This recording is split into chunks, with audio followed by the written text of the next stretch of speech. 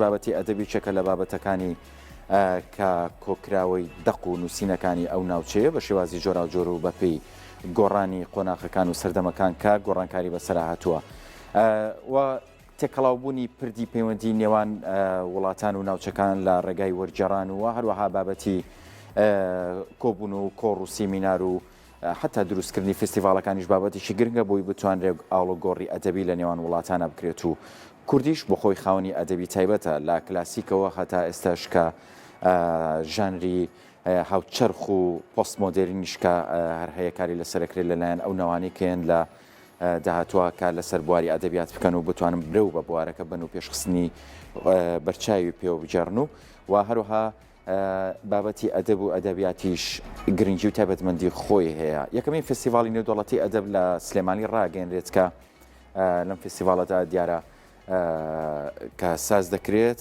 بابەتەکان بابەتی ئەدەبین و پێشکەشەکرێنەوە گۆڕینەوەی ئاڵوگۆڕی ئەدەبی لە نێوان وڵاتانی تر و کورد و پێشکەشکردنی وتار و چ جای وەرجێڕان بێت لە زمانی بیانەوە بۆ کوردی یاخود لە کوردی و بۆ بیانی هەمیش ئەبێتە گەیاندنی ئەو ئەدەبە بە وڵاتانی تریان ئاشنابوونی ئەدەبی وڵاتێکی تر بە کورد. لا کۆنگرێکی ڕۆژنامەوانیدا کە لە تەلاری هونەری شاری سلێمانی سازکرا بوو تێیدا یەکەمین فستیڤاڵی نێودوڵەتی ئەدەب لە سلێمانی ڕاگەێنرا. ڕێژنەبارانی وشە لە یادەوەری دنیادا دەمانژێنێتەوە ناونیشانی فستیڤاڵەکەی و بڕیارە لە ڕۆژانی کۆتایی مانگی کانونی یەکەم بەڕێوە بچێت.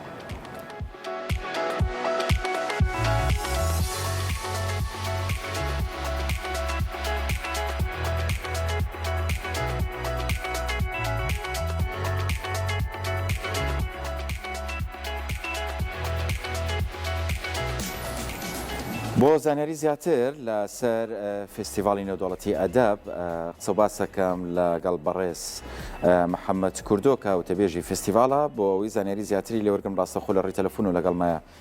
کاک محەممەد سڵاو لێ بێم کاتت باش. سڵاو لێوەش کا کوردۆگیان هەموو کاتێکتان باش. سپاس بۆ تۆ سپاس بە بەشداریکردنت. باسێک لە ناوەڕۆکی فستیڤالەکە بکەین. فستیڤاڵی نێودوڵەتی ئەدەب خۆی لە چیا کۆکاتەوە؟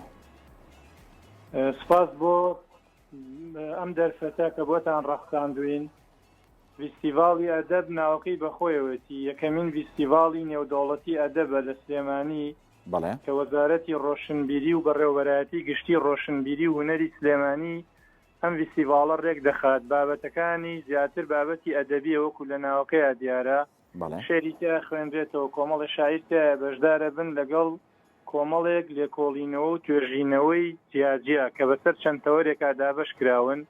بۆ نمونە پانێلێک هەیە ڕۆژێک تایبەتە لەن تاقێک باڵێن دیدارێک تایبەتە بە دەقی شانۆیی، دیدارێک تایبەتەکرێ بە ڕۆمان، دیدارێک تایبەتەکرێ بە چیرۆک، دیدارێک شیتایە بۆ لێکۆڵینەوەی گشتیە. لە پاڵیا پێشانگای کتێبەکرێتەوە، پێشانگایکی فۆتۆکرێتەوە، تیما دیارەکانی تیمای ئەدەبی هەمووەکو کەساتی هەمووەکو شوێن و کتێبخانە و خانەقا و شوێنە ئەدەبیەکانی سلێمانی تیا پێشانە درێ.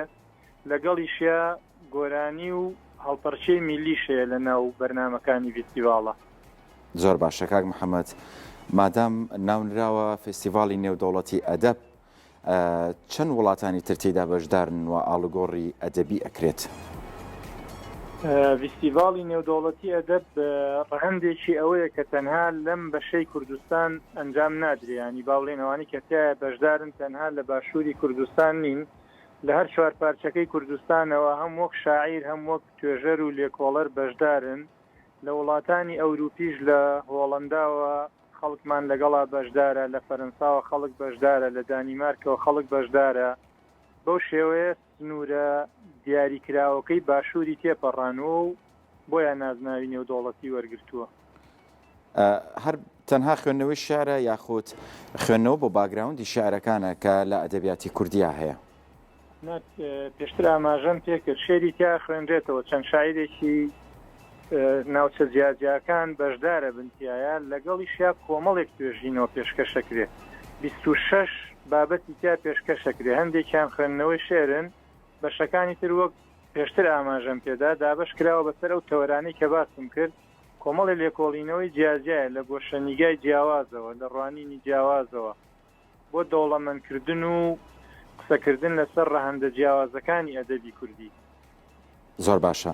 یەکێک لەو بابەتانەی کە گرنگەوە ئەگەر قسە و باسی لەسەر بکری یاخود بەشێک بێ لە پرۆگرامەکەتان بابەتی ڕۆمان بابەتیشی گرنگە لە تا ئێستا لە ئەدەبیاتی کوردیا تا چەند ڕنگانەوەیە یا تا چەند حەز و خولیای بۆ هەیە؟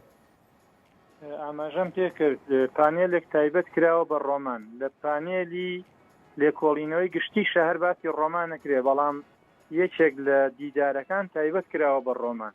بێگومان زۆر گرنگە ڕۆمان ڕێی زۆرێک لە ئەو کەسانی لە بواری ئەدەبە توێژینەوەکەن و لەو بوارەی شەکەن ڕۆمان بە لووتکەی بەرهەمی ئەدەبێ زانن.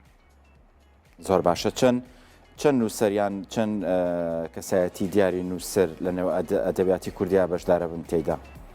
26 بەشدار بوومان هەیە کەشتر ئاماژەم پێدا هەم وەک شاعیر هەم وەک توێژەر، بەشی زۆریشیان خەڵکی دیار و ئەوانن کە کاریگەریان هەیە و لە بوارەکە ئیشیان کردووە و پێدەستیان دیارە و خزمەتیان کردو و بابەتەکانیان بابەتێکن کە بایەخی تایبەتیان هەیە.